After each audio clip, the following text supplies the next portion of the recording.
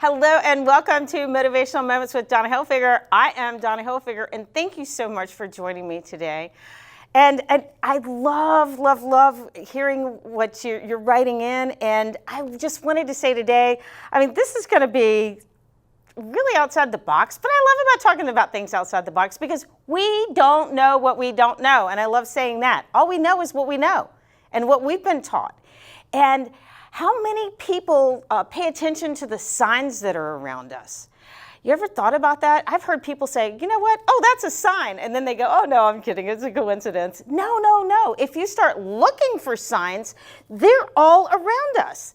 And I'll give you a great example. I was teaching a class, and I always use a book when I'm teaching a group class. I'll do it on conference calls, and I like to use a book or two during the class just to help guide the class along. And I was looking for a book, and I always look for a sign. And a friend called me out of the blue, and she said, oh my gosh, have you heard of this book called The Game of Life and How to Play It by Florence Scovel Shinn? And I said, oh yeah, I've got that somewhere. I read that thing years ago. It's an awesome book. Well, when I hung up the phone, I thought, maybe that was my sign.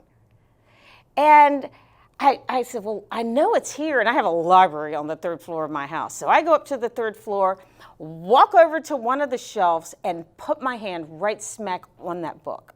And I'm going, this is a sign, this is it. So I brought it back downstairs, and I started reading it. And that particular class, I knew that I had a lot of different religions in that class, so I had to be really careful. At least that's what I thought I had to do. I believed that I had to do. Bear with me, because this is really good. So I kept reading through the book, and I said, no, this is too religious. This is too godly that I don't want to offend any of the other religions, because I had several different religions. And I talked myself out of it, and I said, well, you know what I'll do? Since this was kind of a sign, and I started talking myself out of this, and I know better than this. I said, I'll just take notes. I'll go through here and take really good notes because she had a lot of really good stuff to say. So I'm typing up my notes as to what I was going to use in the class and put on our closed Facebook page, and phone call comes in. I said, oh my goodness, here's my friend. I'd love to talk to her. So I get on the phone, and I was like, hey, how are you doing? Blah, blah, blah. And we chatted, and I hung up, and I go back to my notes. I am in shock. What's typed at the end of my notes but one word, the only word in the English language that could have gotten my attention? Touchdown. Touchdown was typed at the end of my notes. Not only did I not type touchdown, I didn't say touchdown. I had closed my computer when I answered the phone. I say all the time, I can't make this stuff up. I can't make it up, and I'm not making it up. But what did I do? I was like, oh my gosh, I'm going to have to get outside of my box and use this book, because that's the universe speaking to me, telling me that this is the perfect book for this class. And lo and behold, it was the perfect book, and it didn't offend anybody.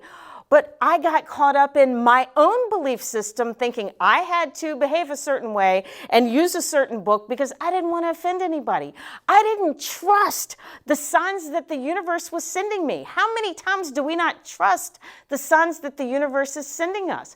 When we start thinking outside the box and trust the signs the universe is sending us, that's when the magic happens in our lives. So I hope you enjoyed that. And I've got some time. I want to forge through here because I have so many questions that people have written in.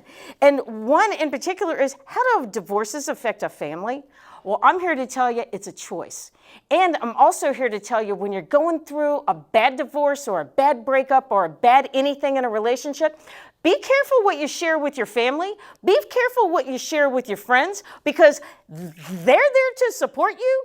And when they get mad, they may not get over it as easily as you do, because they didn't love that person the way that you love them. They didn't think about that person the way that you thought about them. And now you planted all these bad seeds, and that's what's growing in all of their minds. So be really careful on what you share. But when you're going through a bad divorce, I went through a divorce of my own, and I said, I am never going to put my kids, if I ever go through a divorce, I will never put them through what I went through, because it was not pleasant.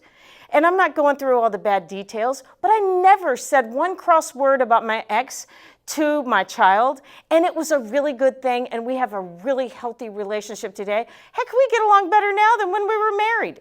So be really careful when you're going through what you're going through and who you're sharing it with, because your family members and your friends, they're there to support you and uplift and inspire you, and they're going to hold a grudge. So I'm out of time today, but continue to write me in, Donna@DonnaHilfiger.com. I really want to take your questions and hear from you. And I'd love to be able to answer them on the air. And I'm getting so many of them, and I try to take the themes of what we get. So take note, be careful of what you share and who you share it with, and share it from a really good space. And know that your family and your friends are there only to support you and love you, and they do what they do because they care about you. Have an awesome week, and join me next week.